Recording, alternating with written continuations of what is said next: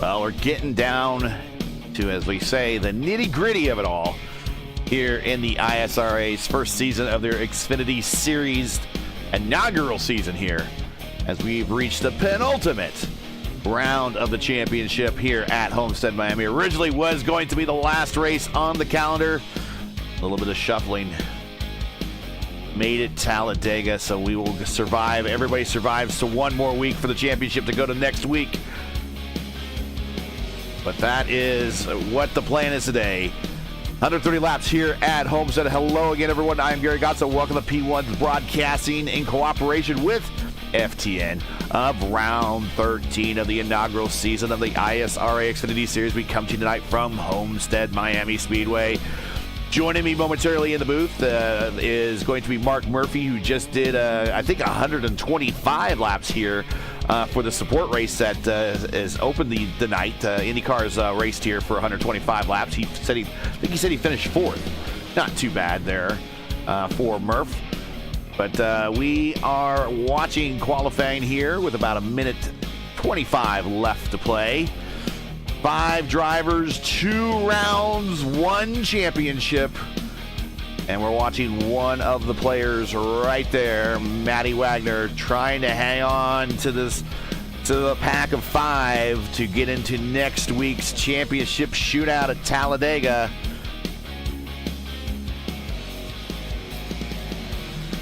Qualifying is underway.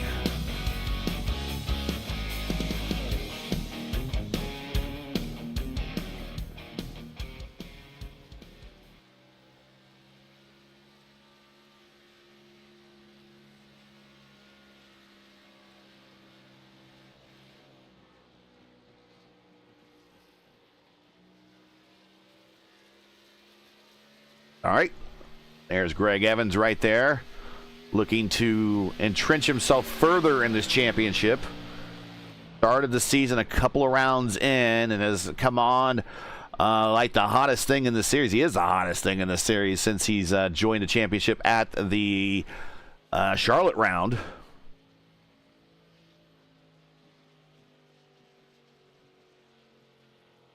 I remain surprised, Gary, that Mike Rigney and some of these guys have not put a bounty on Greg Evans. He's been that hot.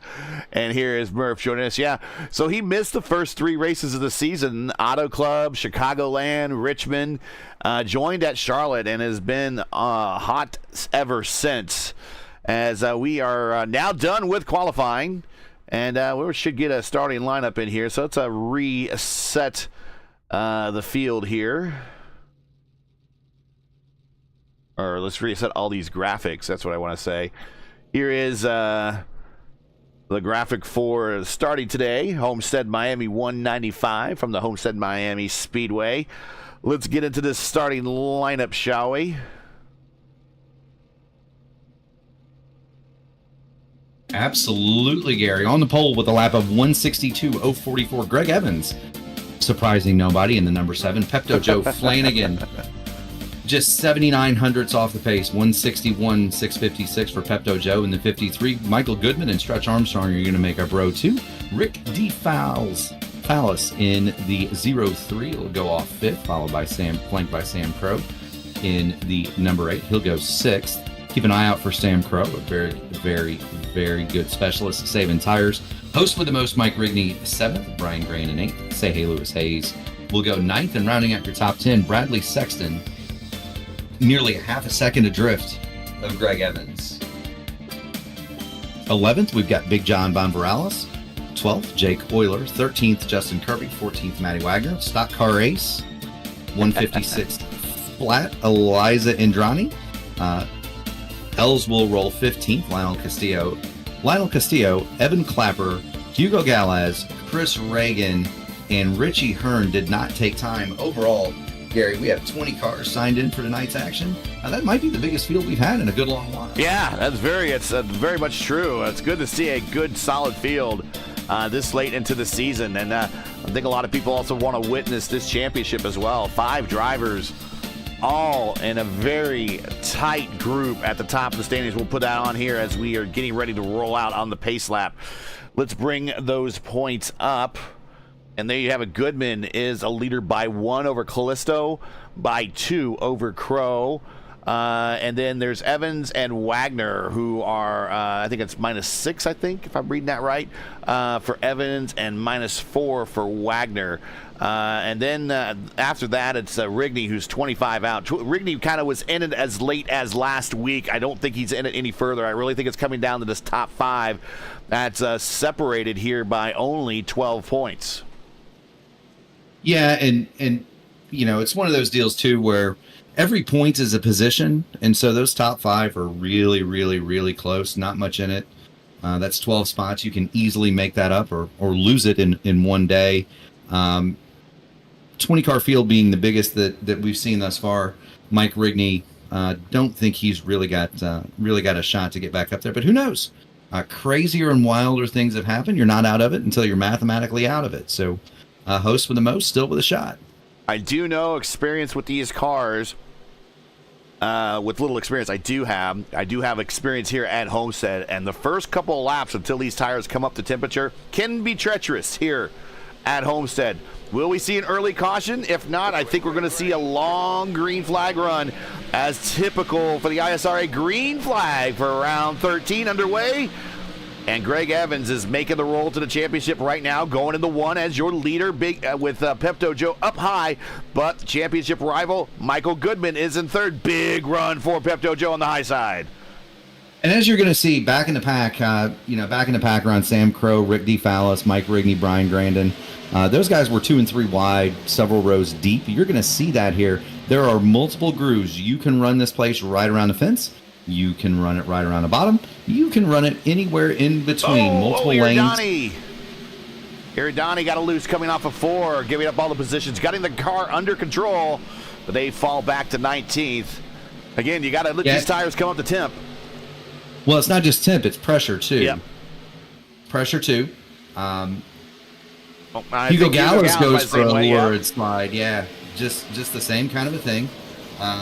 Richie Hearn is just now making it off a pit road. I don't know if that's a designed play or if he had a penalty or if he decided, hey, I want to start today 2 laps down. But that's where he's going to go. He's just now rolling down the access lane.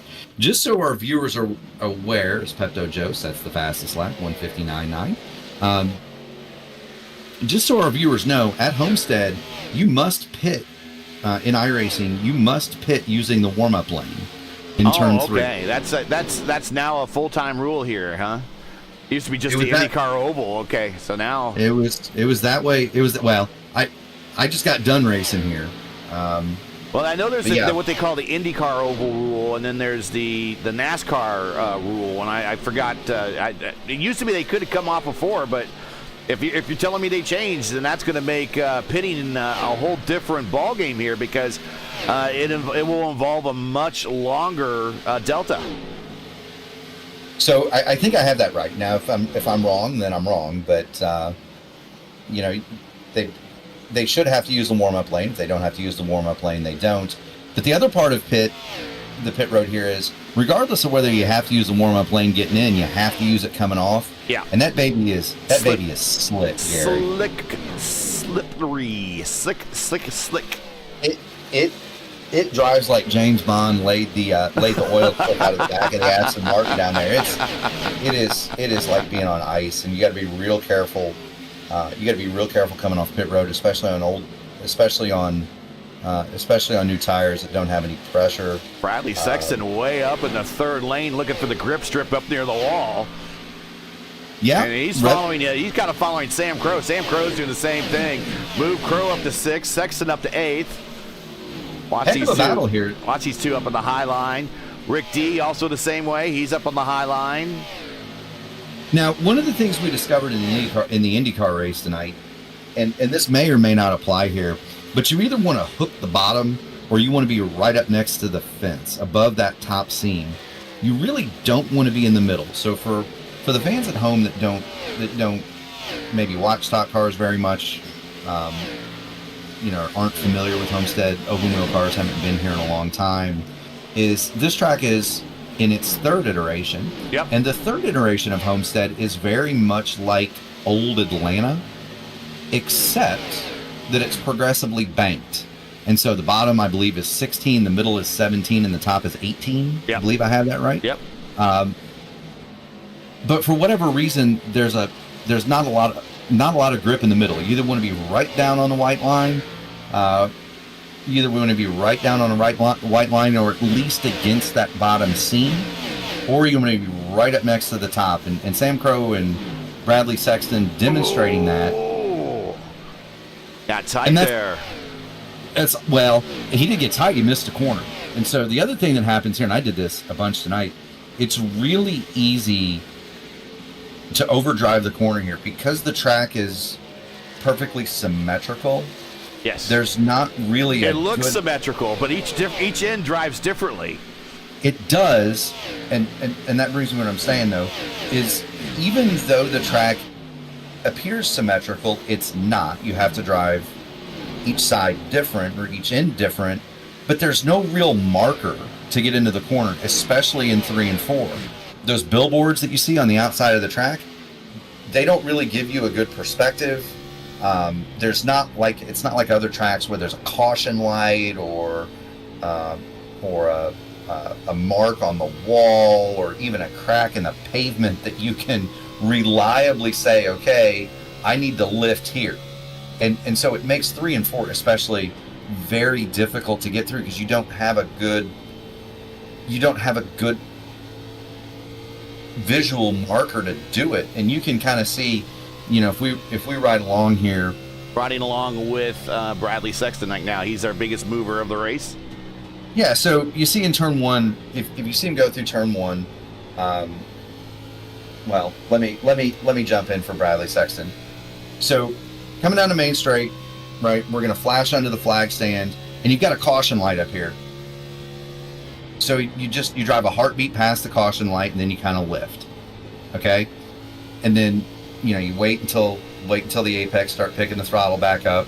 You're going to come off the corner, get right out next to the wall. But watch down here at this end. There's no visual marker that tells me I should lift here. Yeah. So you see how he went well past where he did in 1 and 2 down into 3 and 4.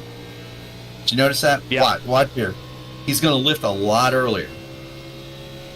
Just past his caution light.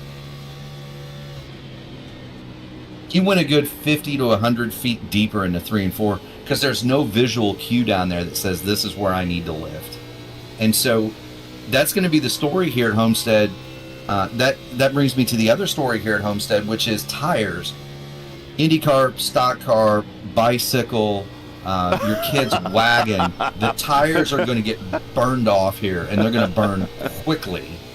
And when they do, it's just like the line in Days of Thunder. They melt, they get greasy, and you start slipping and sliding, and you're out of control. And the deeper and the harder you drive these cars early, the worse off they're going to be late. And Bradley Sexton, I think, is already starting to feel some of that. Brian Grandin just slid by on the inside. Yeah, moves right ahead of him, but Sexton up 3 spots. Actually, the next biggest mover now is we watched it really change while we were riding along with Bradley is Evan Clapper. Clapper in the middle with Crow almost doing a little door banging there. Clapper up 9 spots. Yeah, and like I said, I thought Sam Crow would be one of these guys that's going to be really good here because Sam, throughout the history of the ISRA, has been absolutely tremendous at saving tires. And so I would absolutely say Sam Crow, one of my favorites tonight, just because it's given long green flag runs. Sam's Clapper getting door to door with Graydon, but he passes him and now is trying to hold him off position at the start finish line. Again, almost a little bit of door banging there. Look who else is in this group that's coming forward. It's one of our points challengers, Lionel Callisto. He's worked his way up to 10th. He's got Jake Euler, and Jake Euler's been fast at points this year. He's right there. He's right there too.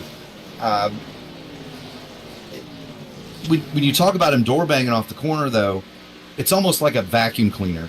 They really do at this track more than any other.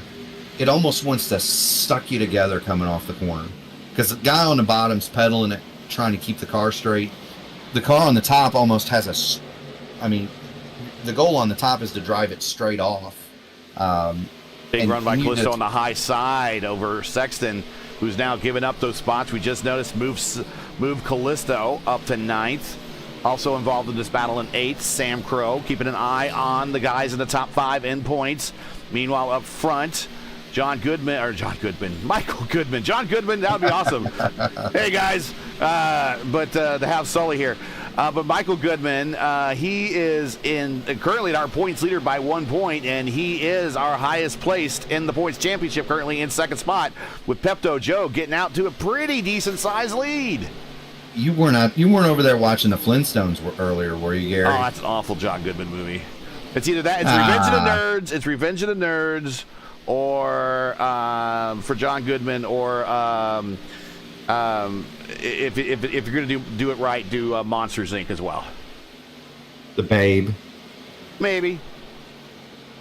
Either way, guy I'm watching right now that is moving past Sam Crow and is going to draw a bead on Jake Euler and Brian Grandin as they go 3 wide now around Bradley Sexton.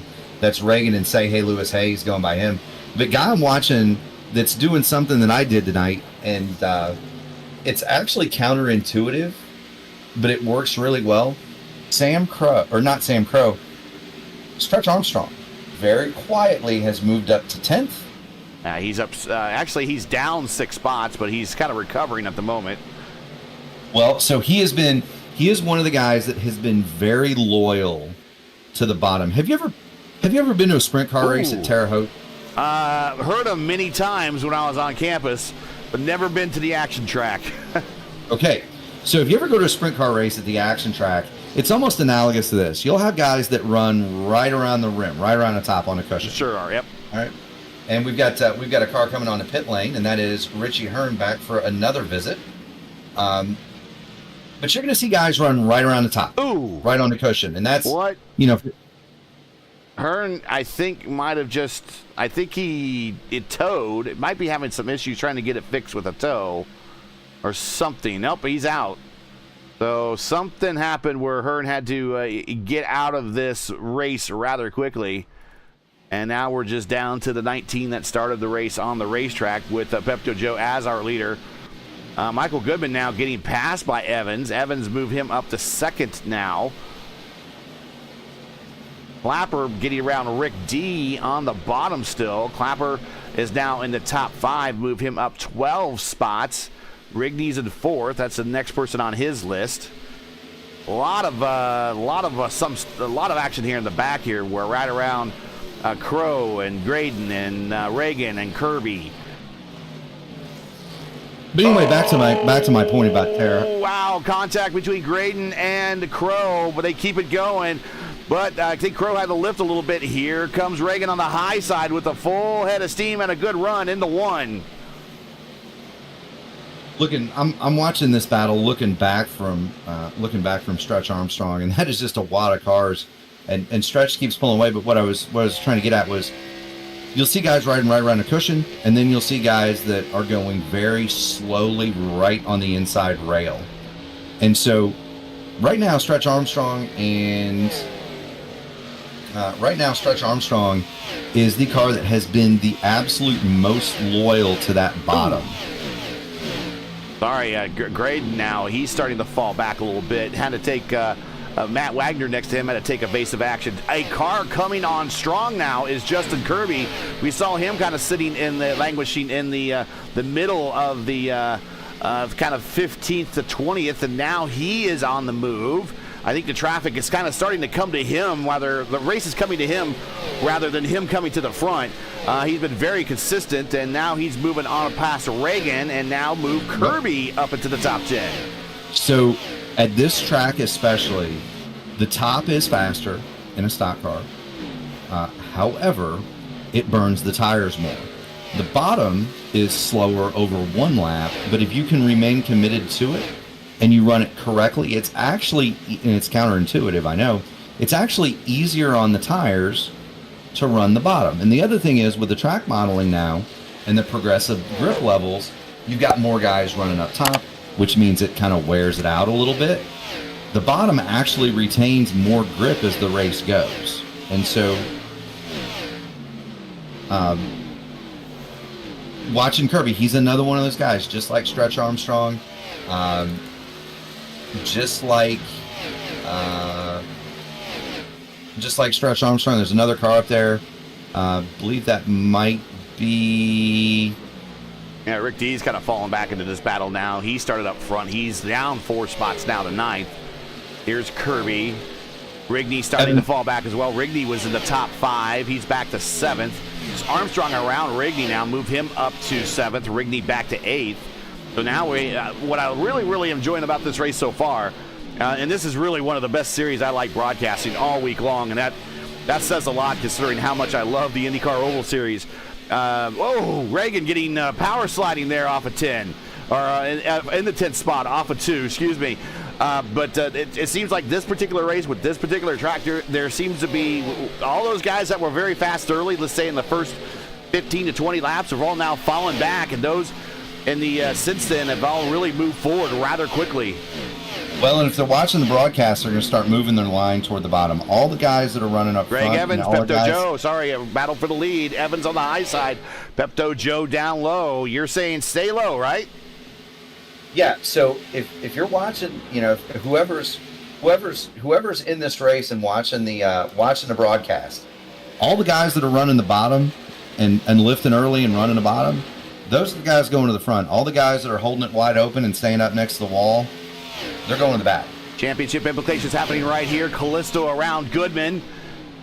Move Callisto up to 4th. Clapper is now 3rd. Pepto Joe is falling back to 2nd, but still within eyeshot of Greg Evans there. Now Michael Goodman is starting to move back as his tires are starting to go off now as we're 28 laps into this first stint. Jake Euler getting around him. Move Jake up to 5th. Here comes Stretch Armstrong now on the bottom side for 7th. Looking at Michael Goodman here the next lap or so. Now we think out there, fans, that this is just going to be an even 3-stinter, 43, 43, 43, 130 laps. We think.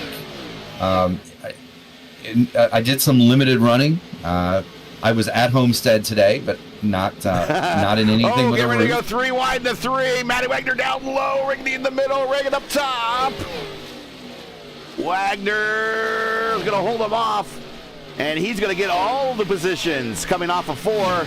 Move Matt Wagner now into the top 10, and that is critical for him to stay alive in this championship. It is. And look, Mike Rigney decided that discretion was the better part of valor there and backed out of that, or that could have been a mess.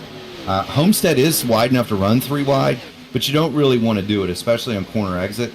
As the cars unload and they kind of accordion together up top, you really do not want to be 3 wide on exit. You can do it on entry, but you don't want to exit the corner that way. But Wagner's another one of those guys. He's just very calmly hooking that bottom, coming toward the front, saving his stuff. I think you can go 50 laps here, maybe, Gary. Maybe 55 if you're really cautious. Why would you want to? Because that window is getting ready to open here in about 10-ish laps. We might see early pit stops occurring there. Yeah, and I mean the stopwatch doesn't lie. So stopwatch doesn't lie. The purple lap, Pepto Joe 33-1. He's running 34.9s out there right now, 35 flat. Last time by for Pepto Joe Flanagan. So, they've lost almost 2 seconds worth of lap time off of these things. However, those were the guys that were running hard early. Might have used up a little bit of their stuff. Matt Wagner, a half a second a lap quicker than Pepto Joe in second place. Almost 4/10 quicker than the leader that time. Other guys in that boat, Lionel Callisto, he saved his stuff. He's about. How about Justin Kirby? He still continues to move forward. He is. He's a little bit slower than Wagner, but he is. He's got the hammer down. He ran a 35 flat that time, but he had consistently been in that 34.6 range. Chris Reagan's doing a really good job. He's faster than the leader right now. You got a lot of guys that that saved their tires early, and they're able to go a little bit harder late. Kirby around stretch for 6th. Move Kirby up to 6 now, just on the outside of the top 5. Your top 5 right now is Evans, Pepto Joe, Lionel Callisto, Euler, and Clapper. So the big 2 in that group of 5, championship-wise, is going to be Evans and Callisto. We'll just bring up the points one more time to remind you. Here they are, Goodman, Callisto, Crow, Evans, and Wagner is really the big top 5. And with Goodman falling back, Crow falling back, right now, mathematically, it's Callisto now, if we were to finish right now, would be probably in a dead heat with Evans for the lead. And if I remember right in our interview with Evans, since Talladega is going to be such a wild card, I think I remember Evans saying that they really weren't going to play any games here at Homestead. If he was going to if there was one track that he wanted to try to get a win at before this championship campaign was done, was here as basically his stamp to let the field know that this is going to be his championship if he could win here, just in case something happens at Talladega. Yeah, and you don't ever want to go into Talladega or Daytona, for that matter, in any automobile. If it's this, when we lose our minds and we do it in an IndyCar. Yep. Even in an endurance car, those races are just such wild cards. You don't ever want to go to Daytona or Talladega, or iRacing Super Speedway for that matter, needing a good finish. We might see that next season in the IndyCar Oval Series. Oh, please no. Yeah, please I no. think iRacing Super Speedway is the last. They're going to do a week 13 next season for the Oval Series, and iRacing Super Speedway is going to be on the schedule, and we will have our doubleheader there when we move the IndyCar Oval Series over to P1 starting in September. Yeah, and we got to thank the good people at FTN and the Elite Racing Network, VOR, for hosting our stuff. But I'm excited to see all of these things move to their new home. It's I don't know if Clindy said it last night. I was busy losing, but I don't know if Clindy said it last night, but.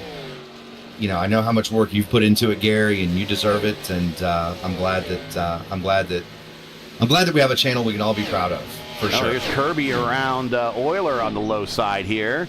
And he had the position momentarily, lost it, trying to get it back, going into 3 now, going low, Euler high. Speaking of low and high, remember I was talking about Stretch Armstrong and how good of a job he was doing saving tires? He is an 8th. The stock car ace just passed him. He was 7th, moved Matty Wagner to 7th, Stretch Armstrong back to 8th, and he's going to draw a bead on Evan Clapper here within the next 3 or 4 laps. He was 4/10 quicker than Evan Clapper, 3/10 better than Justin Kirby, quicker than Euler, quicker than Pepto Joe, quicker than Lionel Callisto, quicker than Greg Evans, fastest car on the track, the 12. Stock car ace Matty Wagner going to the front. Pit crews getting warmed up on pit road, getting ready to start lap 40 here of 130. We anticipate 43-44 for the window to open for everyone to start coming to pit road. I think this is one of those races that as soon as the pit window opens, you go. Well, 2 schools of thought. Do you want to make it? Do you want to make it even splits? You are going to lose a lap. It is a tricky pit road to get on and off of. Do you want, if you pit early, you are at risk of losing a lap, and then once you lose that lap, you may never get it back. Or do you stay out? So do you take the undercut, or do you stay out as long as possible, knowing that you're going to lose a little bit up front? But if you stay out that extra 10 laps, and I had this tonight racing here, the first pit cycle came. Marco Brazil pitted 10 laps before me, and he was 4 seconds up the road when I came off the pit road. It took me 15 laps, and I blew by him like he was tied to a post because his tires were already gone, right? And I was a second lap faster. So, and there is Lionel Callisto coming to pit road a little bit early. Yeah, and I don't And know he came off of 4. Yes, he did, and did not get a penalty. So that answers that question. But that might be a little bit early because even if this is the window, right, 41, 42, 43, 44, whatever it is, that means your tires are just going to be that much more. Oh, Matty Wagner and Pepto Joe get together. Pepto Joe in the wall. Oh, we'll go back and take a look at that real quick. And they keep on trucking. Pepto Joe's tires are just really hurting. You can hear him playing with the throttle off the corner. Lionel Callisto on pit road, coming off of pit road now. Watch this. Yeah, just Wagner right up into him. Bam.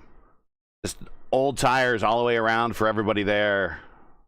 Yeah, and that's just a function of, again, when you're coming off the corner over there, you almost accordion together because this is one of those tracks where you fall out of the banking.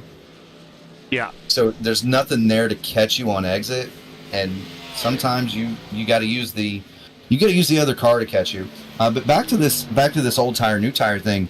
If you can stay out, the overcut pays off at the end. So if you can run it, let's say 7 extra laps here and 7 extra laps on the next one, by the time you come to pit road to get your final stop, the other guy's tires are already going to be in the dead zone. And then you're just going to be able to rip as hard as you want. Something happened with Clapper. No, not Clapper. Somebody is slow on the backstretch. I'm not sure who it was. I believe that was the 9 of Indriani. I think Euler's out of gas. Yes, he is. Euler is out of gas. He is dead stick right now coming to pit road, and he has really no way of judging how fast he's going to be. So he's going to have to guess it without getting a black flag. No, I mean, you've got the iRacing pop-up that shows gear and speed, and you've got the pit. If he has it up, yeah. Yeah, if he has it up, which most guys do. So he should be able to do that. That's a dead stick stop, and he needs to hit his marks because he cannot go back. Otherwise, it's a tow. Yep. You gotta wonder how much of a miscalculation that is. Uh-oh. I don't hear anything happening, and he might be done. I don't know. I think I got lefts going on. Now we're moving. Yeah. Long stop. Awfully long stop. Nice. There he goes. 23.8 second stop. Great if that was a sports car race, but not here in the Xfinity Series. And that puts one of the guys that was up in the top 10 out of this, unfortunately, because the tank ran dry earlier than he probably anticipated. But we are now at lap 46. And let's go through the field. Lionel Callisto is your leader for stopping early. He is your leader by about a second and 8/10 over Greg Evans right there. There's only a few laps separating these two in terms of when they stopped. There's only 4 laps. So we'll see if Evans has the pace to catch back up to Callisto. I think he does. Going back to third, there is Kirby around the lap track of Iridani. Kirby is now moved his way to third. Clapper is now in fourth.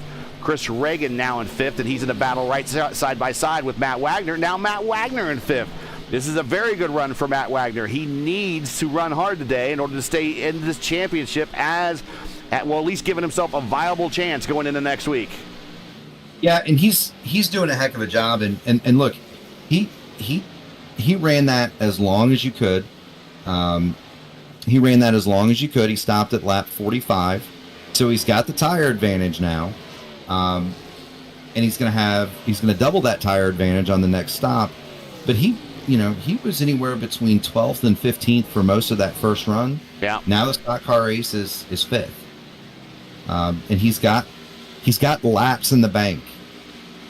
So he kept the track position. That's the other huge thing. Now he is, 6.5 seconds behind Lionel Callisto, who is absolutely torching the speedway. But Lionel Callisto and Greg Evans and those guys, they fell off pretty hard at the end of that last run. Matt Wagner did not.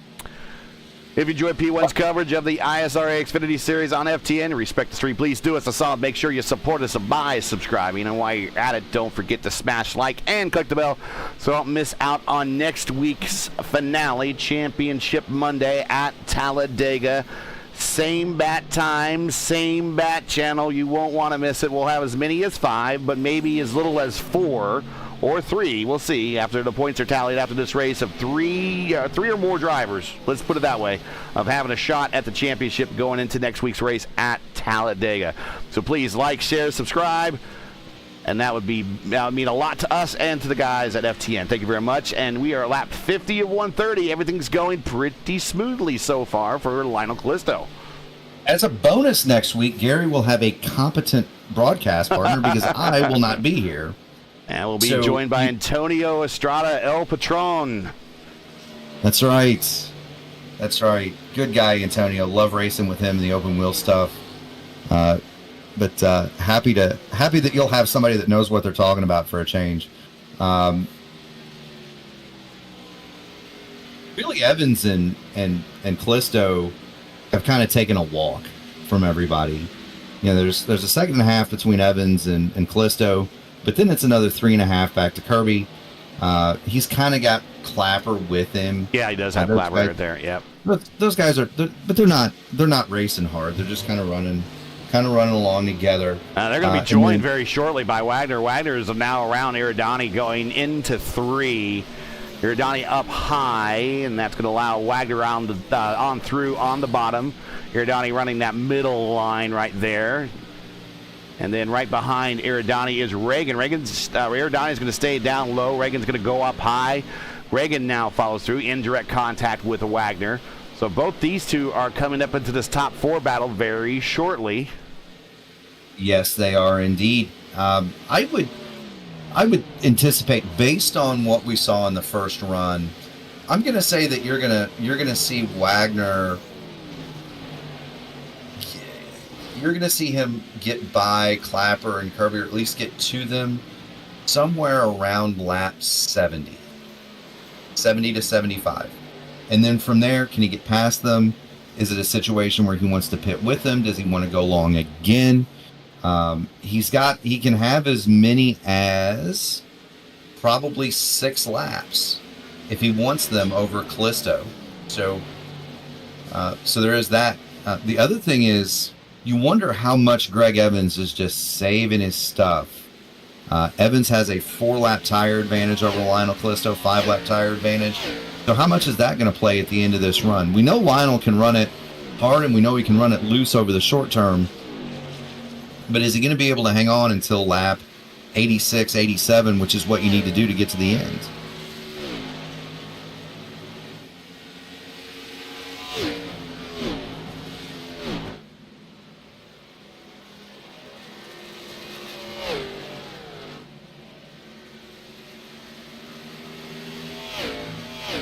Still watching Lionel Callisto lead from Greg Evans, Justin Kirby 3rd, Evan Clapper 4th. Matt Wagner will round out your top 5 just to kind of go through the rest of the top 10. Chris Reagan, a fine run 6th. Pepto Joe Flanagan 7th. Stretch Armstrong 8th. Michael Goodman 9th. Rick D is 10th.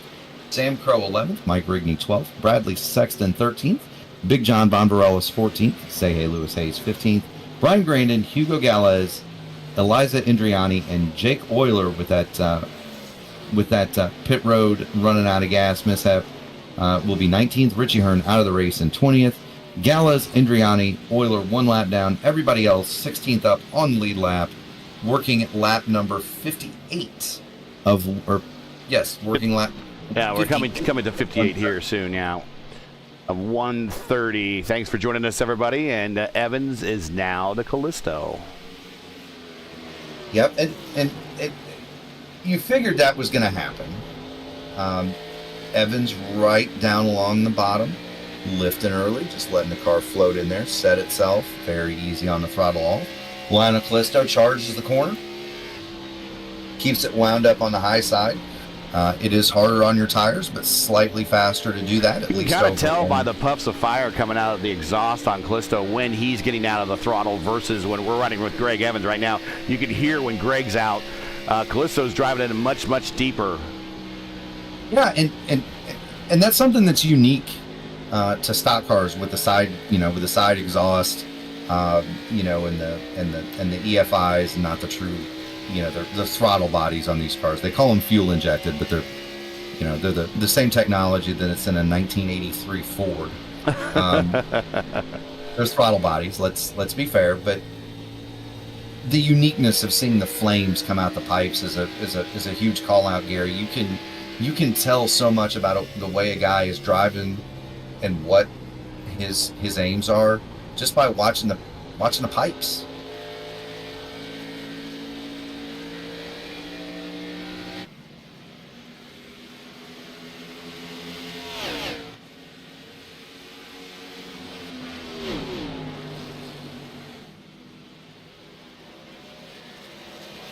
I have to thank my lovely wife, Miss Natalie, just came in with a bit of sustenance and a soft drink for me. There you go.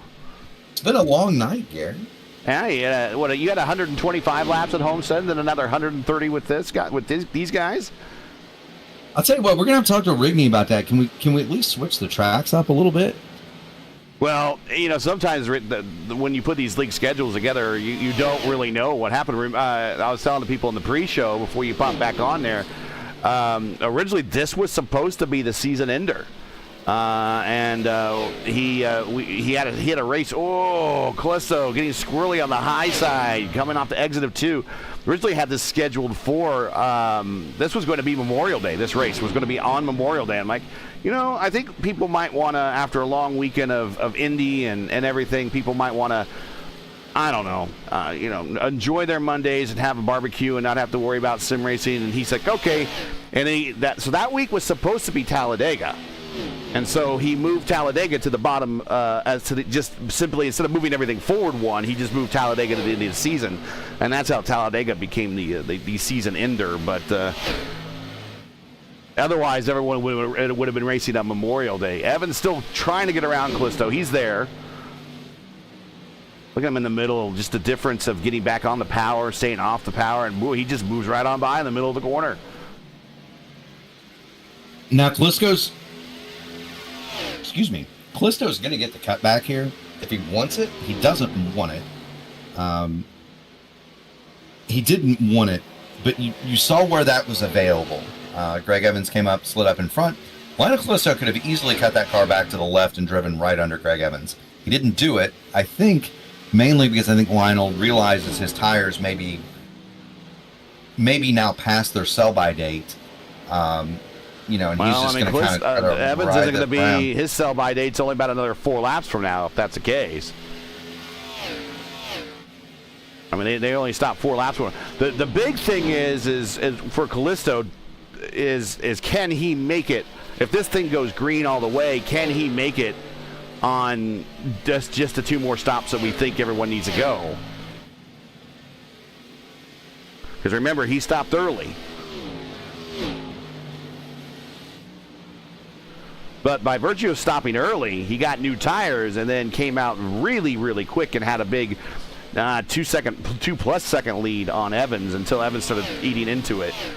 And that's true. He's still got another 20 laps before he can stop.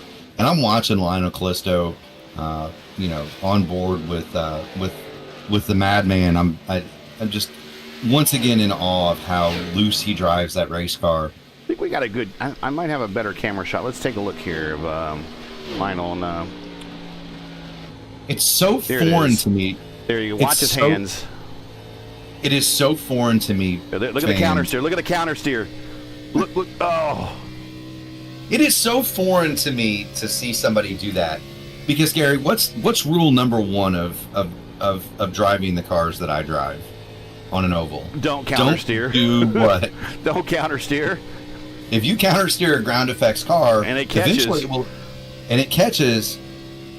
and if you want 2 really good examples, the best one to watch, because the outcome's the more positive of the one, is Sebastian Bourdais, and I think it's 2017, the last year of the EW12s, on a pole run. Or it wasn't going to be a pole run. It was going to be probably a front row start run.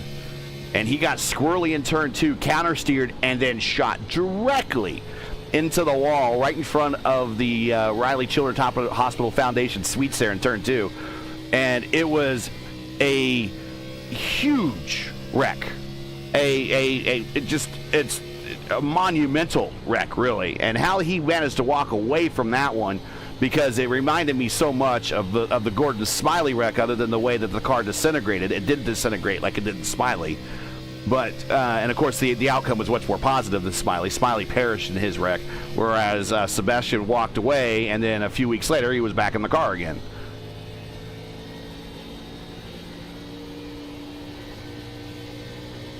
We saw Euler on the apron again. I think he's coming off a pit road there, so that might have been a early stop or something, maybe he had to execute the fast repair. Only see one person has used their fast repair all race long, so. Yes, and that would be Eliza Indrani. Yep. To use their fast repair. I'm not just Kirby. I was watching in car with Callisto so long, didn't realize Kirby was up on him. Kirby now passes Callisto and moved Kirby up to second. And all that counter steering is fun to watch. It's amazingly entertaining, and hats off. It slows you down, and I think he might have just tapped the wall going into 3 and 4. Well, he's not only that, but you're burning tires up. Yeah. And tires here, just as much as they are at Darlington or Old Atlanta or, Iowa when we go there. Tires are a commodity, and they're to be preserved and husbanded and carried throughout a run in a race. Like you really manage tires, and what a contrast between Juan Callisto, who has more or less melted the Goodyears on the back of the two. What a contrast between him and Justin Kirby, Matt Wagner, Evan Clapper. Wagner and Clapper are in direct contact now. And I think it's just a matter of time before Matty gets around him. He's working him, though. Clapper has held them off. Lap 71 of 130. If we move Wagner up to the top 4, then that really puts Sam Crow and Goodman, even though Goodman is the points leader, in a very difficult spot because they are much deeper in the field right now at the moment. Absolutely. Also, the crew of Clapper and Wagner, they are 0.3 a lap quicker than Lionel Callisto and running about the same speed as the leader. Somebody else that's also running those same lap times, although a little bit further back, Pepto Joe Flanagan. Clapper, tell you how close that trio is in speed. Excuse me. Clapper ran a 34.665 to Wagner's 34.629 to Pepto Joe's 34.626 that last lap. So those three cars separated by what? Call it 39 thousandths of a second. It's not bad. Now let's give you updates on stint lengths right now. Evans went 45 on his first stint. He is now 27. Kirby went 44. He's now at 28.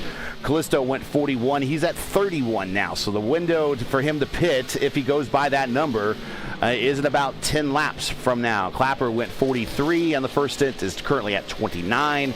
Wagner at 44 is currently at 28. And Pepto Joe at 44 is currently at 28 as well. Pepto Joe with the purple lap with 33.134. That's your top 6. It's kind of all the guys right now that have the pace to really keep up with the leaders. Chris Regadet right there on the edge. Your points leader, Michael Goodman, is in 9th. And I'm not going to say he's struggling because we still have quite a ways to go. And he might pop up with a pit strategy into the lead group. But right now he is buried back in 9th behind Armstrong, ahead of Rick Fallis. Rick D currently in 10th, the last car on the in the top 10. Behind Rick D is Sam Crow. And right now, as the race were to finish, this is Crow's worst performance of the year, which is very unlike him. He is more normally reliable on top 10s, even more reliable on top 5s.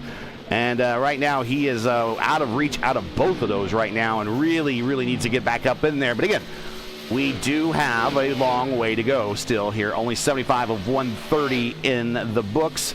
Pit stops are soon. This race is just getting warmed up, Gary. Yeah, I think so. That's how I feel about it. This is about the time that I told Sam Carosella tonight, this is fun. We're having fun.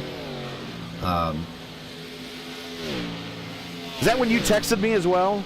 When did you text me during the race? It was under yellow. Okay. But I did text Gary and said, this is fun. We're having fun. Just about. Now, you guys had a pretty good qualifying effort. There was all your teammates were lined up pretty much all in a row right there when you started that race. I noticed that as well. Well, that's when you know you're getting the most out of the setup. When the three guys running it qualify within 0.005 of a second of each other, that's when you know that's pretty much what you got, right? Yep. Yeah, man, massive kudos to Seb. Here is the battle. We just watched Callisto lose a spot to Clapper, and now here's Wagner on the bottom side. They've reached Callisto, who was currently in third. And you now Callisto is just kind of pedals it back, and he's now in fifth. But he is, we think, he is about 4 to 5 laps away from possibly his next stop. Yeah, well, the longest anybody went on that first run was Greg 45. Evans at 46. Yep, 45. Right. At least that's what my so, overlay is saying, 45. I might have, maybe it was 46, but I don't know. 45, 46. So at the very least, he needs to stay out until lap 85. It's another 7 laps from now. That's an eternity, really, for a car that's now starting to fall through. Was in the lead no more than 20 laps ago, and now it's starting to fall through the field. Yeah, and that's the thing, right? The other thing is, Clapper, Kirby, and Wagner are doing the thing that they did before. They are steadily climbing toward Greg Evans. I think Wagner's probably a little bit quicker than Clapper. Kirby is running the same times as Greg Evans, although he's a couple of seconds back. These guys have played this just about right. Now, I'll tell you, Callisto's going to have to be careful in these next 6 or 7 laps because, he's closing in on falling into the clutches of Pepto Joe Flanagan, Stretch Armstrong, and Chris Reagan. Those guys are separated by about 5 seconds, 6, 7, and 8. And he's losing. He's giving up 2 or 3 tenths a lap. So if he's not careful, he's going to fall back to them before too much longer.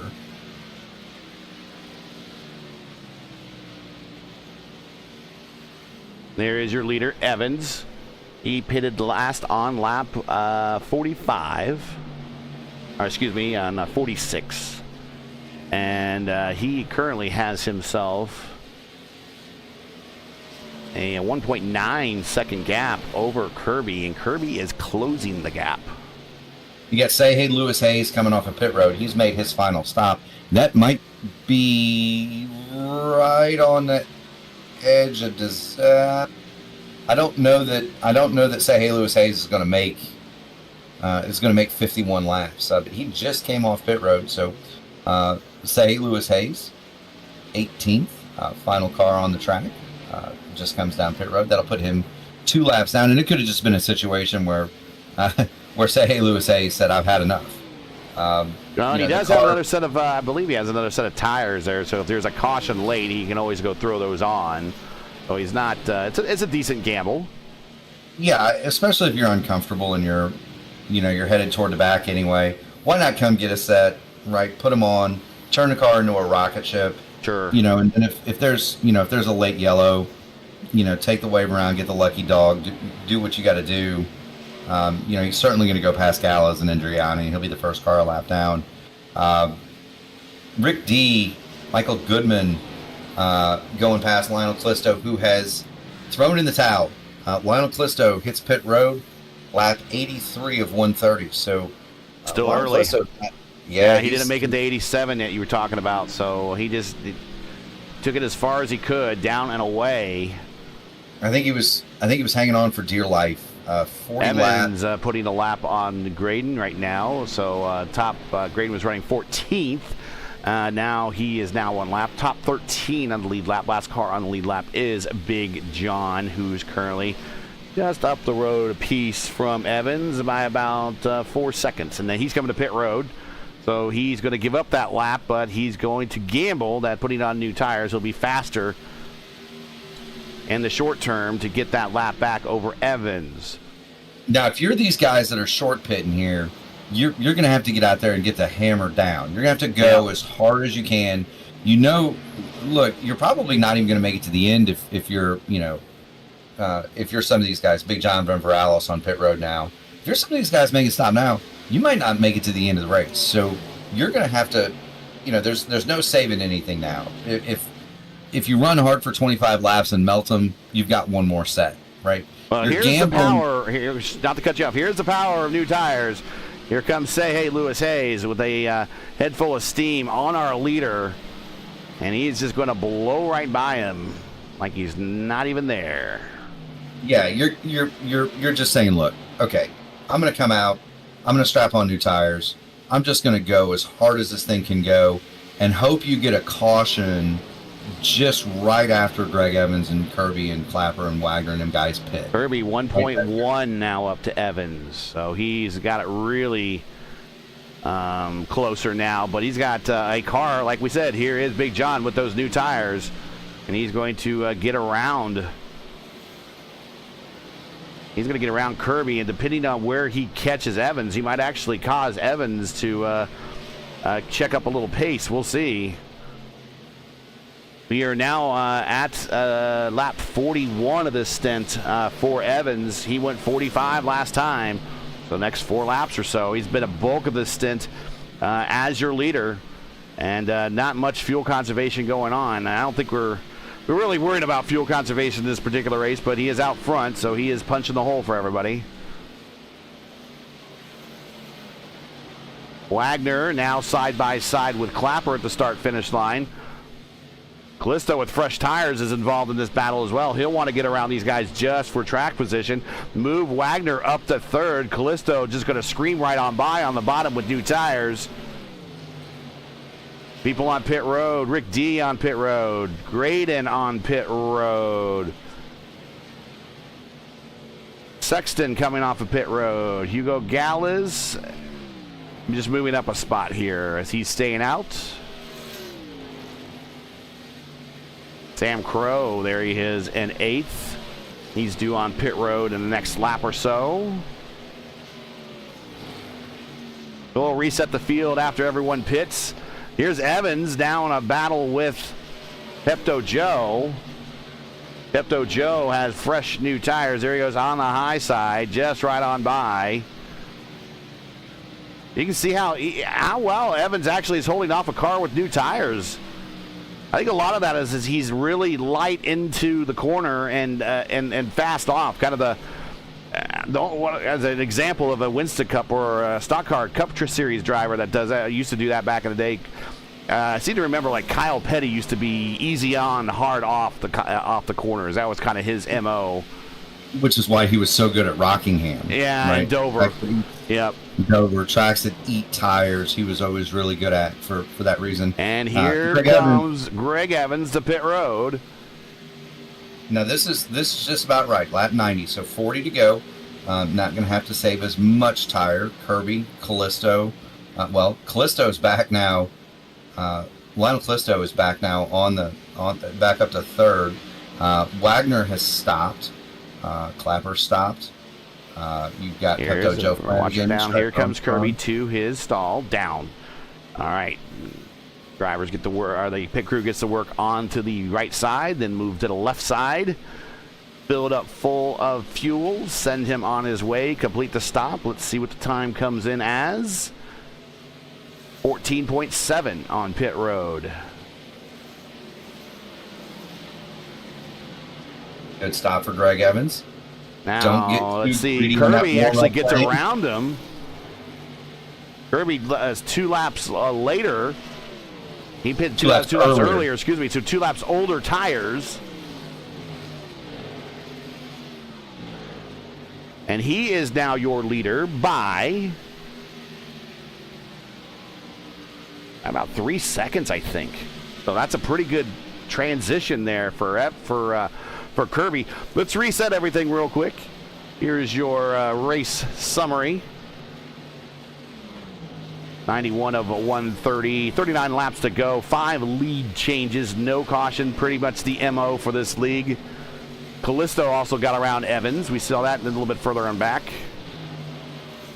Currently your leader is Justin Kirby, who's up 12 spots from where he started. Callisto up 14.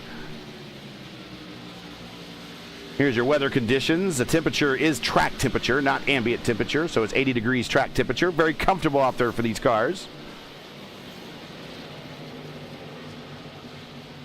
Yeah, not too hot, not too cool either. At nighttime, and you're running, 76 air, 80 track, that's just about perfect. Just about perfect weather for any type of racing car. Justin Kirby has come out 2.7 seconds ahead of Greg Evans on that exchange. So yeah, Evans got a little bit of work to do. I don't think they really have to worry about Callisto just on fuel. Lionel's been out there 11 laps, and we think 46 is about all you can do. So yeah, he'll have to get a splash, and I think this is going to cost him really his shot in the championship. It's really tough to say why he pitted at lap 41-ish to kind of start him down this route. I mean, he did lead a good portion of that second stint, and he's now in front of Evans, and Evans is tracking him down, but unless there's a caution late or something, he's just not going to make it on fuel. And I got to think that's going to cost him his shot at the championship right now. Yeah, I mean, you never know. You never know if there could be a caution or something like that. Caution like that happens. But Callisto, Sahe Lewis Hayes, Big John, those guys are going to need a yellow. Same way with Eliza Andriani. They're going to need a yellow just to make it home, or they're going to have to come and get a splash, or they're going to have to save. They're going to have to save something fierce. Now, the thing is, the way you save fuel, coasting in the corners, not getting back to the gas so hard on exit. Those are the things that also save tires. Yeah. So, you might save some tire, but you're going to save some gas too. But that's an awful big ask, I think, of Lionel Callisto to make it. That's an awful big ask for him to make it 47 laps. Yep. Once again, if you're just joining us, you're watching P1's coverage of round 13 of the ISRA Xfinity Series on FTN, coming to you from Homestead, where currently Justin Kirby leads with we're just shy of 30 laps to go. Make sure to smash that like button, subscribe to the channel so you don't miss out on the next race. Also, this is your next to last chance. If you have not donated to the broadcast yet, now is a really good time to do that. We do these for free for the ISRA for this season, and we rely on your donations to help keep licenses paid for, graphics looking sharp, overlays working correctly. The whole 9 yards. We've got to have the tracks, got to have the cars, you name it. So if you have not given to the donation already to the broadcast, it is in our GoFundMe campaign is in the description. A link to that GoFundMe campaign is in the description. Click on that, and whatever you can give, $1, $2, $3, $5, $10, whatever you can give is greatly appreciated.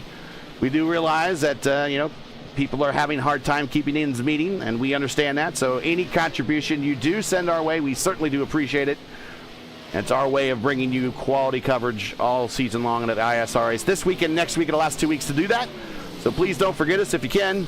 If you're watching this after the fact, make sure to head to your computer, go to our GoFundMe campaign, shoot a few bucks our way. We certainly would appreciate it.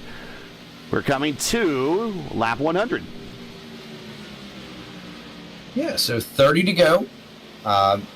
Justin Kirby, your leader. Greg Evans has cut it down to just under 2 seconds now. Consistently 2 to 3 tenths a lap faster. Evans has decided it's go time. The pay window has started to open. The 7 is coming to the front. Lionel Callisto already feeling the effects of those old tires. He is falling rearward toward Clapper and Wagner. Speaking of cars that are climbing, Pepto Joe was the second fastest car on the track that time, or third fastest rather. The fastest car that I can find on my scoring monitor, Stretch Armstrong, P7, 33.858 that time. Now he's 15 seconds behind the lead, but Stretch, plenty fast here in the closing stages at Homestead.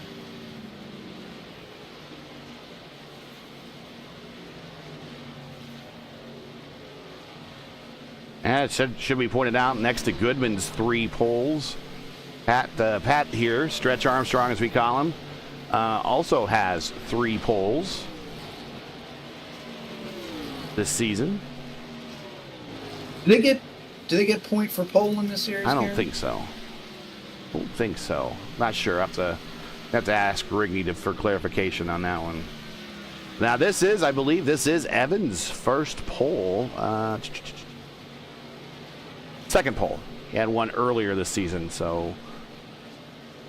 Gotcha. Just a reminder on how the points came in to when we got here. Michael Goodman, and let's get the camera on Michael Goodman here. He's back in 9th. He was the leader coming into today's race by 1 point over this guy in 3rd, Lionel Callisto. Lionel Callisto had a 1 point lead for 2nd over this guy, Sam Crow in 10th. And he's in 3rd. Sam Crow has himself a 6 point lead over this guy, Greg Evans, who's currently in 2nd. And just 4 points behind Evans is this guy, Matt Wagner. That is your top 5, separated by 12 points. And good days for some of those guys, and not so good days for some of the others. So hard to do what Michael Goodman's doing right now. He's kind of on an island. He's got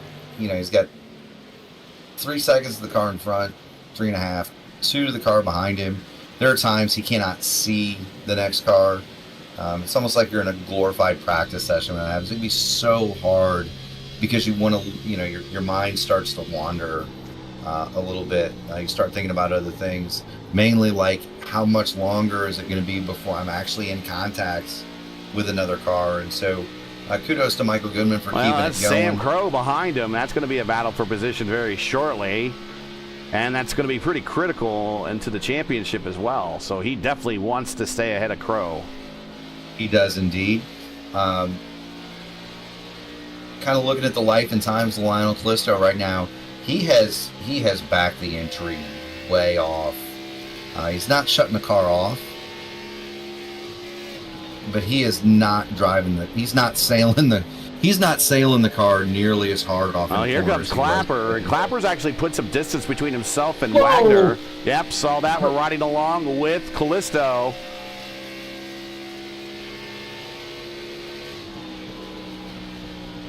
And that's Clapper's gonna be there very shortly. He was 0.6 of a second quicker. And Callisto's coming to pit road. Interesting. We didn't see that coming. But we knew we didn't know it was gonna be then. We knew he had to stop. Let's put it that way. Well, so that's kind of the thing, right? He's just gonna divide it in half. He's not gonna need much gas, and so Lionel is going to get, maybe a gallon or 2. I think that you can adjust these things in 1.6 gallon increments.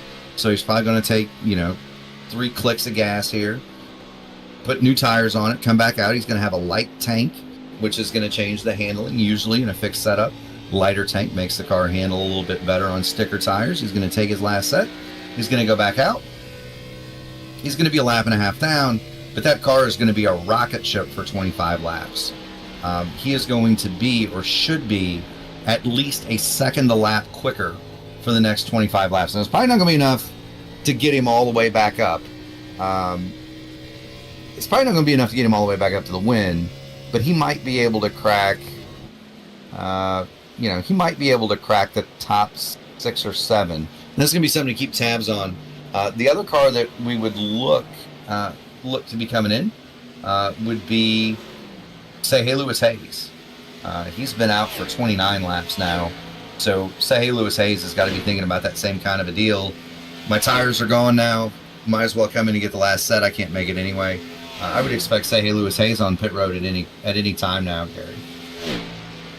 In a battle developing for Rigney and Sexton here for the bottom portion of the top 10. Rigney in 10th. Sexton right on him for 11th.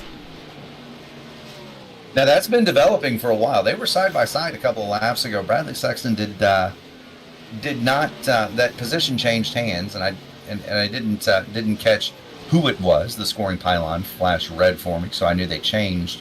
Mike Rigney, quite a bit faster than Bradley Sexton, and not too far behind them is our leader, actually.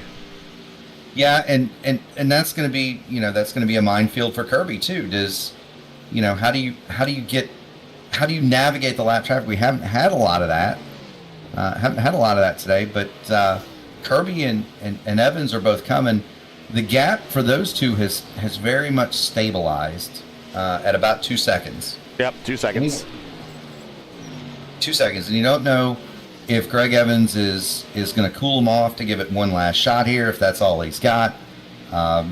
They have fallen about a second off of their ultimate pace at this point. Evan Clapper firmly ensconced in third. He's about 7.5 seconds behind the front duo. The stock car race another 1.5 seconds behind Clapper in fourth. Pepto Joe 3 seconds and a bit in fifth. So the rest of the top five is very spread out. The battle for the lead is actually, other than Rigney and Sexton, probably the closest one on the track. And we are watching right now Evans and Kirby. 20, less now to 20 to go, 19 to go, 18 to go.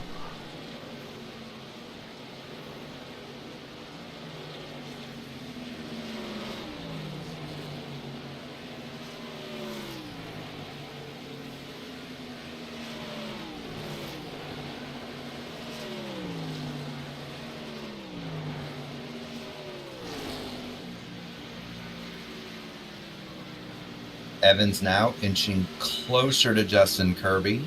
Got it down to 1.8 seconds. 1.9, just a little bit closer.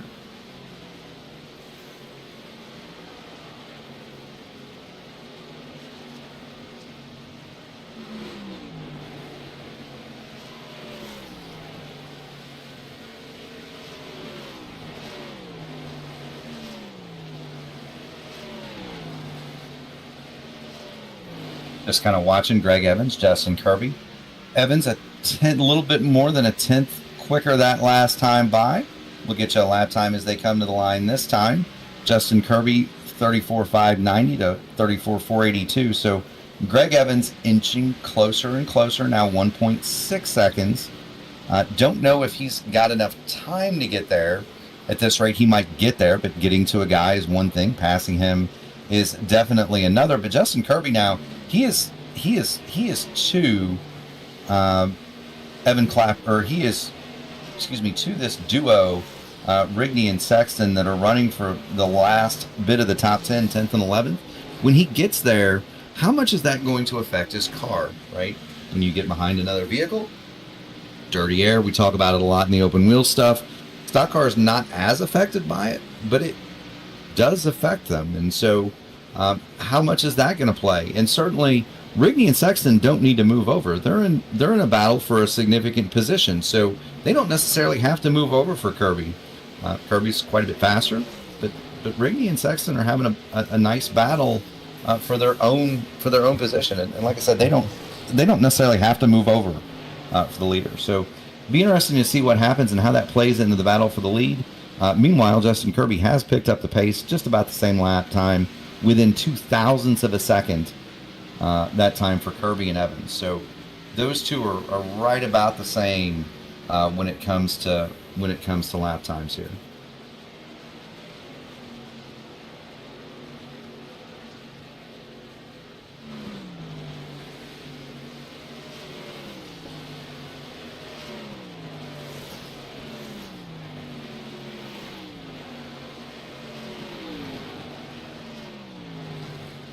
13 to go. Leader by 1.6 now over Evans is Kirby. Those two have kind of been trading haymakers when it comes to Kirby's in lap traffic at the moment. He needs to get around Sexton here. Sexton, who is in 11th, wanting to stay on that lead lap. As you mentioned, he does not want to give that up. He does not need to, especially since he's racing Rigney in 10th, who's right in front of him. That's just going to slow down. It's just really, really slow down the leader. It is. The leader's actually now made his way around him, though. Yeah, he's gotten, but well, he's got past half, right? So he got by Sexton. Now, knowing Mike Rigney, he's not going to put up a huge fight here because he knows that that Kirby has gotten by Sexton. He knows that that's actually given him a little bit of breathing room in their own little private battle here. So that's it. Look, Rigney goes to the bottom of the racetrack there. Yeah, I'm just going to pull over. And actually, I think Rigney actually sacrifices almost his own position as a result of doing that. So maybe he's going to get back to racing Sexton. Maybe he's confident that he can get back by Sexton. But they can only race for a couple more laps before Evans is there. And also, you mentioned Callisto around Evans. So now Evans has 3 cars between himself and the leader, one of which is going to be really, really fast. Yeah, Callisto is charging into this thing, sabers drawn. Lionel needs to get around Justin Kirby to put himself back on the lead lap. So if there is the caution, he can come and hit pit road. And wouldn't that be worth the price of admission to see Lionel Callisto in the back on new tires with a 5-lap shootout? And Lionel Callisto, that's all for position for Callisto right there. That's 11th, 10th, 11th, and 12th. So move Callisto now up in the top 10, 1 lap down. Will he get up any more into the top 10? We'll see. 10 to go as he's going to get now a run on Kirby. Probably catches him down the backstretch. Probably catches him. It's going to catch him midway between 1 and 2 and probably finish off the pass going on to the backstretch here. Yeah, and he's a second or more a lap faster than the guys that he's racing around. 9 to go, and then we see Evans now around Rigney, and now he's trying to get around Sexton. Oh, Sexton in the wall, so that's just going to make Evans' job that much easier as he moves right around, and now Evans in direct contact with Kirby with less than 8 to go.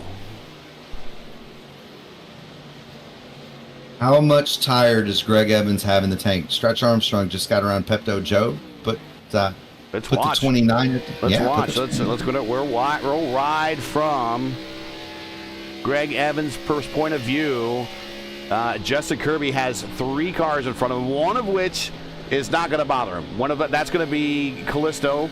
That is the first car immediately in front of Evans there. I'll circle it for you in front of Kirby there. But there's Callisto right there. He has new tires. He's going to move right on by. Then that's Sam Crow. Sam does not want to get lapped, especially with 7 to go. So he's going to try to stay on the lead lap, and I believe that is Iridani and the yellow car that's staying up high. And they will probably just stay high and let Kirby on by. But wow, watch how much Evans gains now. 1.4 to Kirby. Coming off of 4 down the main straight, coming to 6 to go. I said I thought Callisto might get back up to 7th. Don't know that he's going to get there. Michael Goodman would be next on the hit parade for 8th. That's probably going to be about as far as... Goodman's on the lead lap, and Callisto is not. Oh, Callisto's back on the lead lap. You back on the lead lap? Actually, he's in front of the leader now. Yeah, that's right. True. He's up front. So he naturally. And now he's actually moved around Sam Crow, so he's in 9th. So he's got back on the lead lap. Yeah, you're right. So he I don't know. Yeah, you're right. He might not catch Goodman, but we're watching right now this battle for the lead here. 5 to go, and Kirby still with a comfortable 1.5 second lead over Greg Evans.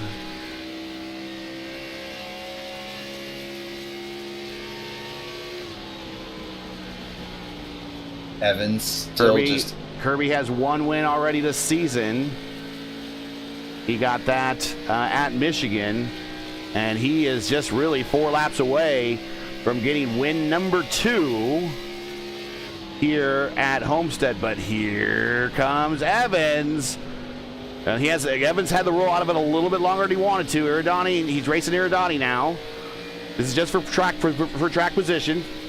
Getting by Iridani, going down low. Going to clear it down low, go move back up high, down the backstretch. Kirby wants to get around Crow. Crow does not want to go down a lap. Not after racing 130 laps. You want to go down, go down a lap in sight of the checkered flag. That's going to be the case for Crow.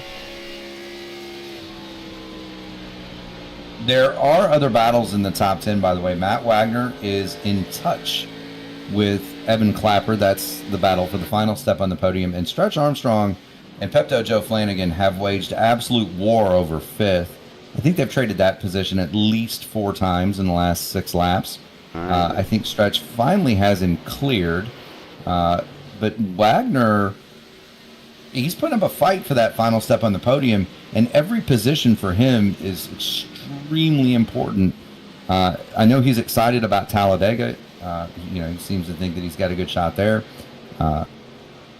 But Wagner, he's right there with Clapper. 2 to go. One miss hit for the 44, and we could have a swap for the podium. Meanwhile, Greg Evans, I don't think has enough juice to get to Justin Kirby here. A strong final pit stop is what put Kirby, well, actually just strong pit stops all day. Started deep in the field, up 12 spots. Final lap, he moved up every time he hit pit road. Eventually, the last stop, he reached the lead. Once he grabbed the lead, he has kept the lead and has kept Evans really consistently at about a 1.5 seconds behind the entire time this stint, looking for his 2nd win this season in the middle of 3 and 4.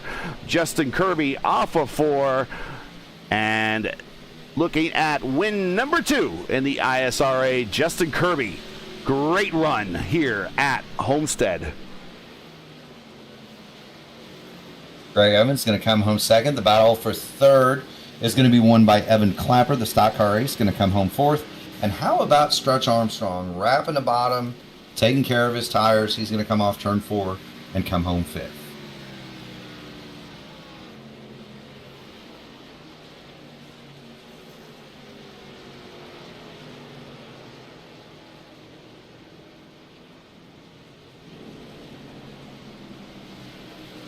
Round out your top 10 here. Pepto Joe Flanagan going to be 6th. Rick D. Fallis 7th.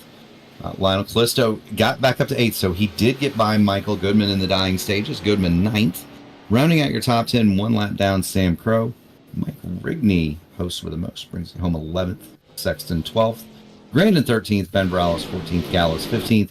Say Hey Lewis Hayes brings it back 16th, 2 laps down. And Eliza Indriani, the last of the runners, in 17th. Reagan Euler and Hearn do not finish. Those are your results from Homestead-Miami Speedway tonight in the ISRA. All right, and let's get in the... let's look at those final standings.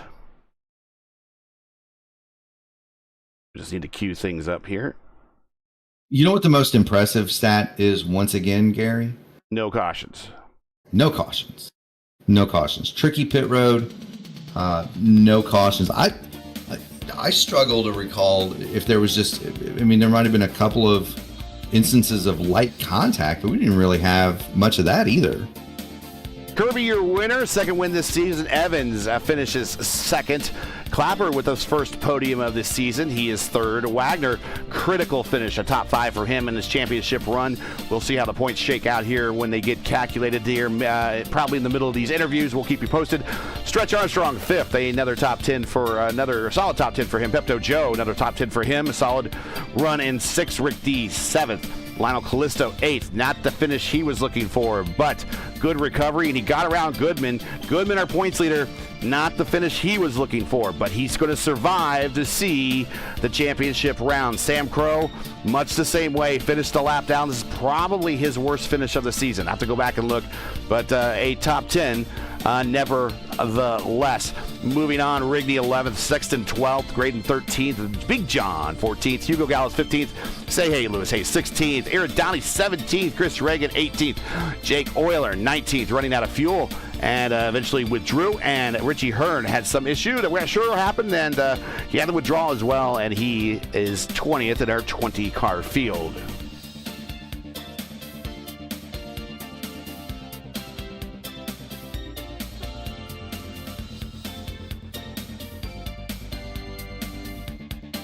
Again, no cautions, caution-free, not a single yellow light tonight.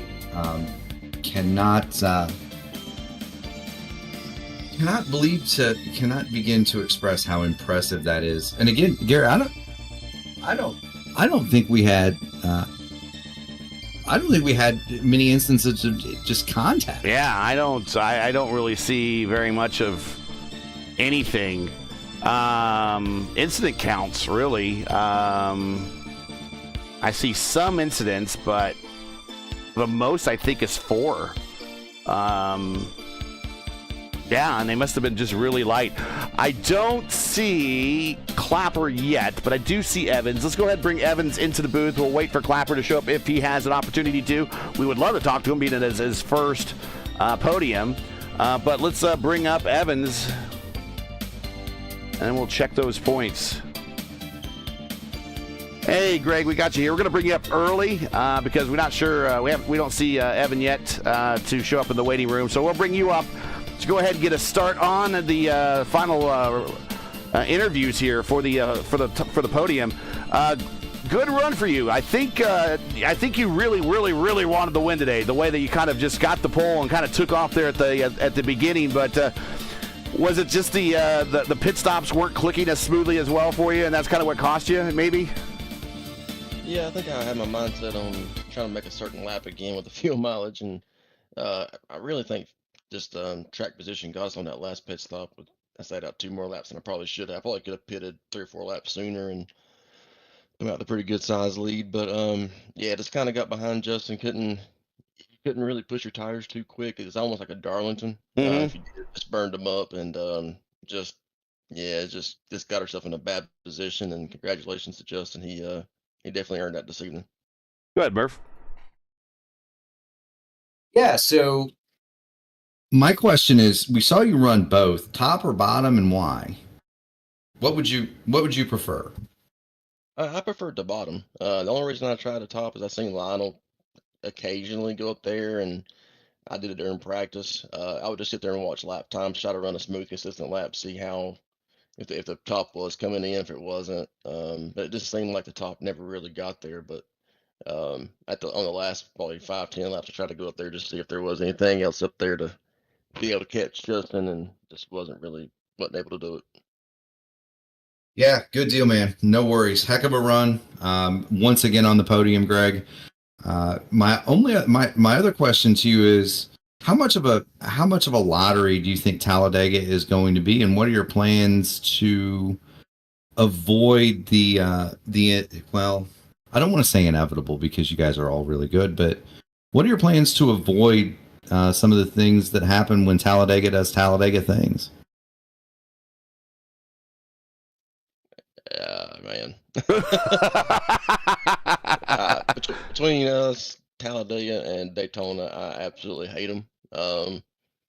Man, it's all a chance. When you get there, you just don't know. I typically run pretty good there, but I just if you ain't got somebody pushing you that you trust, or somebody you in front of you can push, you're just not going to go anywhere. You're just going to ride in the line and wait for the big one to happen, and yeah, it's just going to be a crapshoot. Unfortunately, it doesn't take a lot of talent don't say talent, but just a lot of experience to run good there, like it does most tracks. I mean, you can go up there in your first iRacing race and get lucky and win one. So, but we'll see what happens. Gotcha. Well, good luck. I'm sure we'll see you at the front, Greg, and we'll see you next week. Well, before we let you go, we want to do your shout-outs and everything, but I do want to update you because you are now the new points leader. You are tied with Callisto, but I'm assuming that the tiebreaker is going to be wins, which you do have the edge over wins 6-2 over Callisto. Michael Goodman is 1 point behind you two, and Sam Crow is tied with Michael Goodman. And then Matt Wagner, who really, I think, saved his season with the run today to get to the final race, is only 7 points behind Sam Crow. And in terms of getting to tying you for him, he's only 8 points behind you. So it's going to be a 5-car shootout going to this final race. But now, as we get into looking at points one more time before we get into the championship race on Championship Monday next week, you're going in as a points leader. Yeah, that don't. I mean, I really don't know how the points work over at this league. I've really not been watching them. Now it's time to watch them. Well, I mean, going into Talladega, there's only so much you can do. Yeah. You know, if I got a chance to push Sam or one of my teammates or John or somebody like that to the win, then that's what you're gonna do. You know, it's just thanks to Rigney for picking Talladega for the last race of the season. Well, any shout-outs, friends, family, sponsors you want to say hi to before we let you go? It's a kind of a regular thing here on a weekly basis. We got you here in the booth, so go right ahead. Yeah, like always, thank you guys for broadcasting this for us. Like I said, whenever you can go back the next day or throughout the week and just kind of watch the replays and stuff, and talk to your friends, show your friends. And it just makes it so much more interesting that you've got something that you can show people, and if you get bored at work, you can go back and watch it too. There you go, yeah. Occasionally hear your name brought up, so thank you guys. As always, thank Freightliner, Sim Magic, Sim Labs, and we'll just kind of see what happens next week, and we'll just play it by ear and see how we do. All right, congratulations on the podium here. Congratulations on being the new points leader, and everything comes down to next week. We will see you then on Championship Monday. Thank you, guys. Y'all have a good evening. Yeah. You do the same, boss. Okay, I don't see Evan Clapper here yet, so we will just go ahead and bring in Justin Kirby. Hey, Justin, win number 2. Congratulations, sir. And really, it was the power of your pit stops really is what got you up there. I mean, every single stop you made, you went higher into the standings.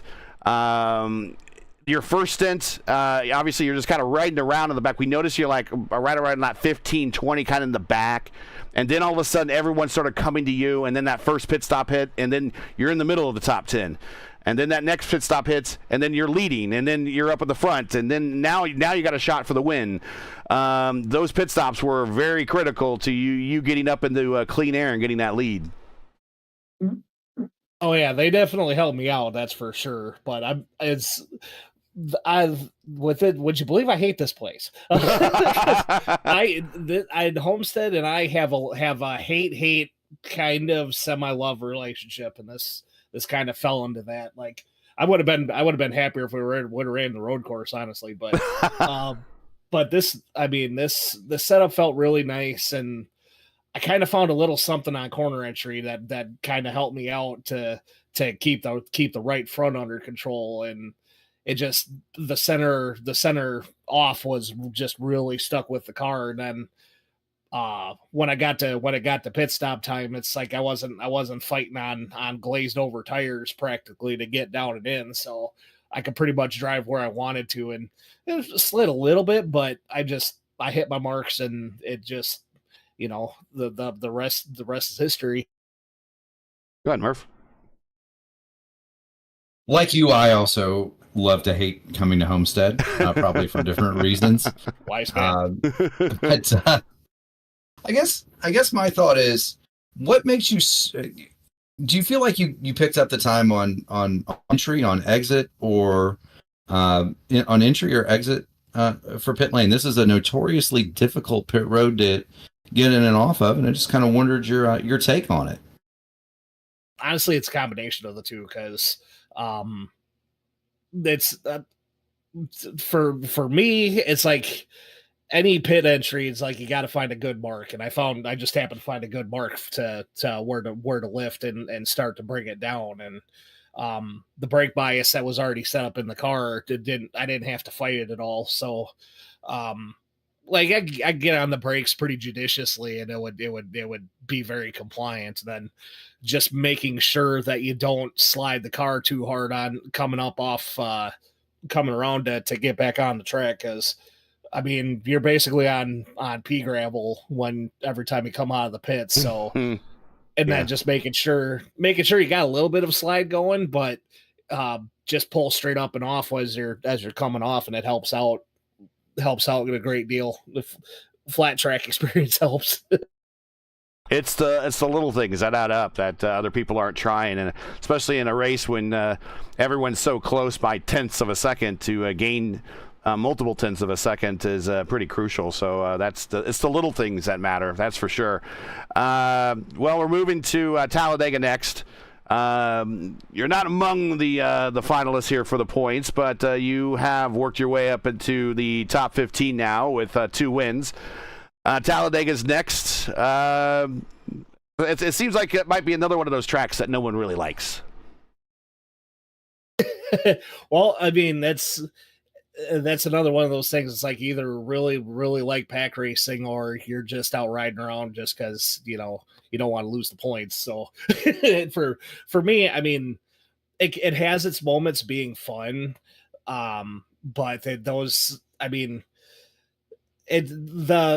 having your own fate kind of not exactly in your hands is the part I hate the most about it. So, but I mean, you can try to run in the back, you can try to run in the front. I think I've probably been wrecked in every position that you could possibly run in the standings at Talladega. There is no safe spot. It's just you kind of try to pick your spot where it looks kind of the calmest, and then hope for the best.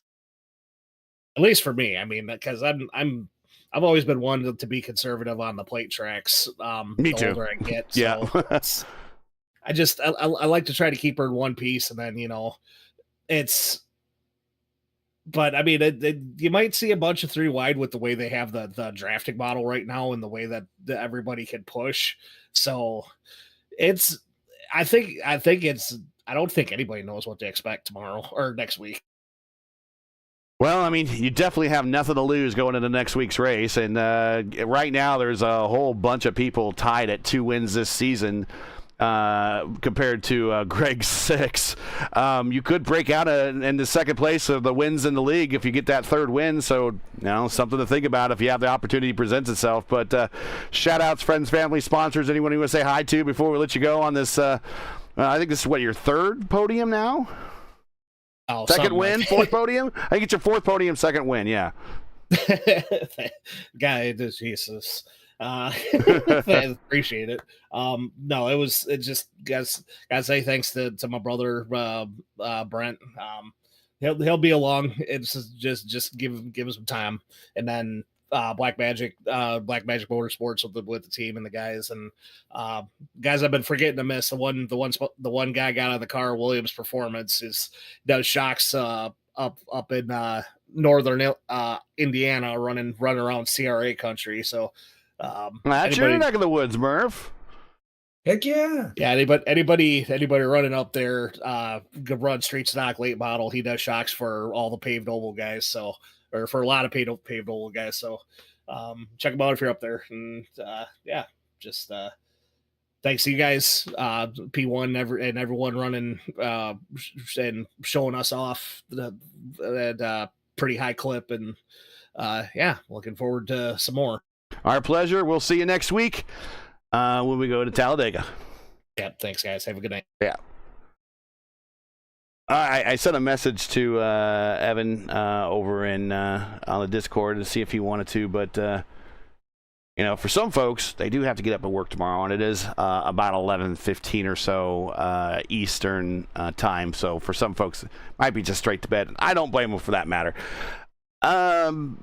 Murr, final thoughts, and this is really your final thoughts for the season. Unfortunately, you will be indisposed next week on vacation someplace sunny or so with the family, and we'll have the pinch hitter El Patron, Antonio Estrada, here in for you. But you've been here pretty much all season long. You've seen the action unfold.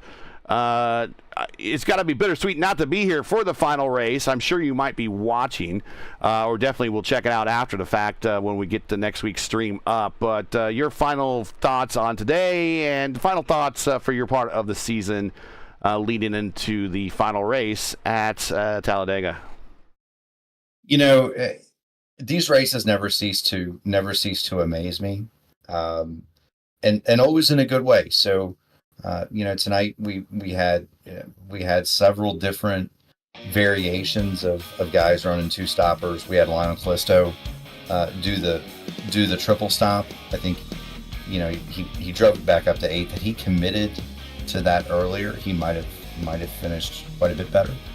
And so it goes to show you there's more than one way to do this, and that's kind of the genius of Mike Rigney in this league. Also. The other bit of it is, frankly, you and I talked about it. Not only were there no cautions tonight, but there were very few instances of contact, so few that we struggled to find them. And so what an amazing compliment that is to these guys. I take away from this season just an amazing run of green flag races that were all thought-provoking. As you know, Gary, I have a very strategic mind when it comes to these races, and so I'm hyper appreciative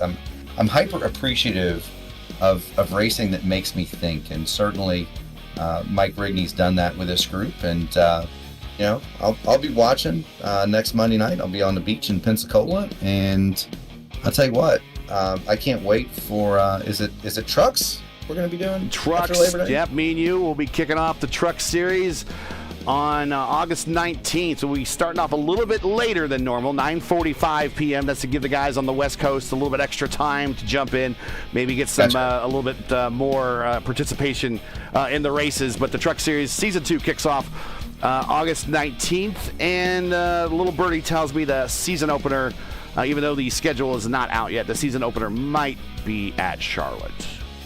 And that's always fun in the truck. So love a good truck race, and these guys put on a heck of one of those.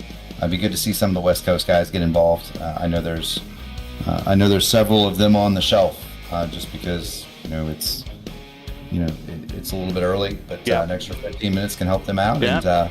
And I really do look forward to it, and it's been a pleasure. I got to thank Mike Rigney and you, Gary, for having me. I got to thank all my guys over at IR and Black Magic Designs and Admin Box, P1 Broadcasting. We gave it a good ride tonight too at Homestead. Just came up a little bit short of the top 5, but we'll take anytime you can run in the top quarter of those 5,000 SOF top splits. You're doing something right. So there's no shame finishing 6th in that field. So we'll take that and go on down the road too. And Cody in chat saying hi. Hey, how you doing, Cody? Shout out to you. So I guess next time you and I are together, it's about 3 weeks from now. So obviously we'll have the off week after Talladega, and then the 19th, you and I will be back here in the booth, 9:45 p.m. Eastern Time, over on P1 Broadcasting. And we'll have to get everyone a link to P1 so they know where to go. But just search it out in YouTube at P1 Broadcasting. and I'll bring you to the channel. Subscribe, and then you can hopefully I'm trying to get the thumbnails done so we can get the new races posted so everyone can start setting notifications. But that's the next time Mark and I together. Mark, just to let you know before we go, 100% green flag racing again for this race. That is the third race out of the last 4 races that we've been at 100%. The season total for the Xfinity Series is 97.479% green flag racing overall for the ISRA. That's trucks and Xfinity, 96.667% green flag racing. It's incredible. Well, folks, that is going to do it for tonight. Your podium as we are leaving Homestead and going to Championship Monday at Talladega. Justin Kirby with the win. Greg Evans with a strong, solid second place. That gets him to the points lead. He is tied with our Truck Series champion, Lionel Callisto. Evan Clapper, who I don't think is going to show up for an interview, he made his best finish. And Wagner changed his Discord name to now IndyCar Expert. He will always be the stock car race. Do not let him fool you. No, go back and watch it. Go back and watch the race. I put a graphic up that said stock car expert underneath his name at one point. But Evan Clapper, congratulations on being third on his best finish here in the ISRA. Join us again next week for Championship Monday for the first season of the ISRA, as the teams and drivers will throw caution to the wind and decide the crown at Talladega. Who among these top 5 will take the title? Will it be longtime Lionheart veterans like Wagner or Callisto, or it be one of the newcomers like Goodman, Crow, or Evans? You got to tune in and see. Coverage begins around 9:35 p.m. Eastern Time. Again, it's 9:35 p.m. Eastern, as always. For correct broadcast times in your area, you can find everything here at YouTube at youtube.com/ just search out FTN Broadcasting. That's the best way. Just FTN space broadcasting. Find them, and you will find us next week. Now, as you know, the YouTube gathering of the game is not easy, so please help support P1 and FTN with the Week of the Ride. Leave a comment below and let us know you thought of tonight's race. And if you enjoyed tonight's coverage, support us by smashing a like in the video. If you're new, click subscribe, and while you're at it, hit the bell for weekly reminders so don't miss out on more of P1 and FTN's other iRacing programming, including next week's championship race at Talladega, Championship Monday. You don't want to miss it. Track cams today provided by Whiplash. Special thank you to Whiplash Sim Cams for being the official camera pack provider for P1 Broadcasting. To learn more about Whiplash, follow them on Twitter or also like them on Facebook. Links are in the description. So for Mark Murphy, everyone here at P1, FTN, and the ISRA, I'm Gary Gatto saying all good night. Thanks for watching, and to all our men and women serving in the military and as first responders, Godspeed, God bless, and come home safe. Catch us again right here next week for Championship Monday at Talladega for the next race of the ISRA Xfinity Series. Good night, everyone.